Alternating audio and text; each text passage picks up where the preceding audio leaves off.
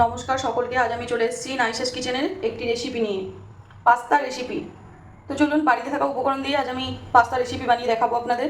এখানে নিয়ে নিয়েছি কিছুটা পরিমাণ পাস্তা, নিয়ে নিয়েছি রিফাইন অয়েল, কিষানের টমেটো সস, নিয়ে নিয়েছি অরিগানো, চিলি ফ্লেক্স, গোলমরিচ পাউডার, নুন, পাস্তা মশলা, একটা অনিয়নকে কেটে ছাড়িয়ে নিয়েছি, নিয়ে নিয়েছি yellow capsicum, red capsicum, green capsicum.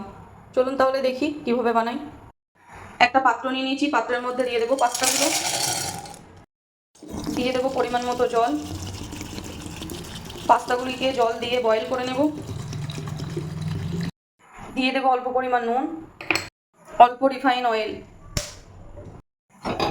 Gas on করলাম, এরপর বয়েল করে নেব পাস্তাগুলো। পাস্তা দেখুন বয়েল হয়ে গেছে সুন্দরভাবে। এটাকে এবার একটি জায়গায় ছেঁকে নেব, ছেঁকে নিলাম।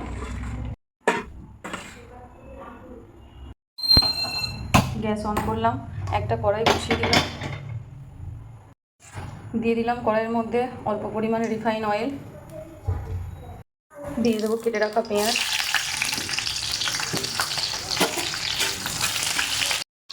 এরপরে দিয়ে দেবো কেটে রাখা ক্যাপসিকাম।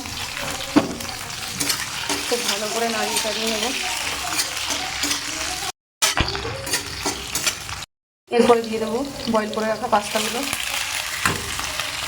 দিয়ে দেবো অল্প পরিমাণ নুন, খুব ভালো করে নাড়িয়ে নেব।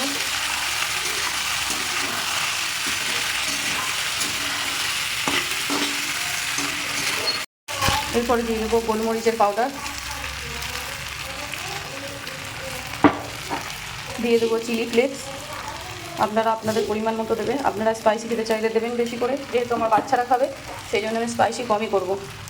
দিয়ে দেবো অরিগানো, অল্প পরিমাণ, অরিগানো দিলে ফ্লেভারটা খুব ভালো আসে। দিয়ে দেবো পরিমাণ মতো সস, দিয়ে দেবো পাস্তা মশলা, খুব ভালো করে নাড়িয়ে নেব। পাস্তাগুলোর সঙ্গে সস আর পাস্তা মশলা খুব ভালো করে মিক্স করে নেব।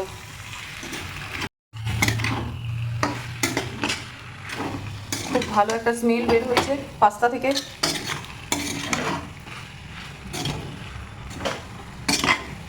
কম সময়ের মধ্যে বাড়িতে থাকা উপকরণ দিয়ে খুব সহজ পদ্ধতিতেই আপনারা বানিয়ে ফেলতে পারবেন পাস্তা।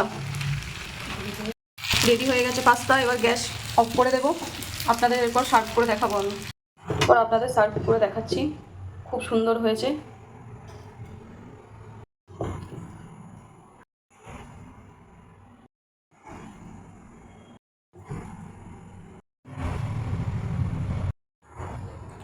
রেসিপিটি আপনাদের কেমন লাগলো অবশ্যই কমেন্ট বক্সে কমেন্ট করে আমাকে জানাবেন।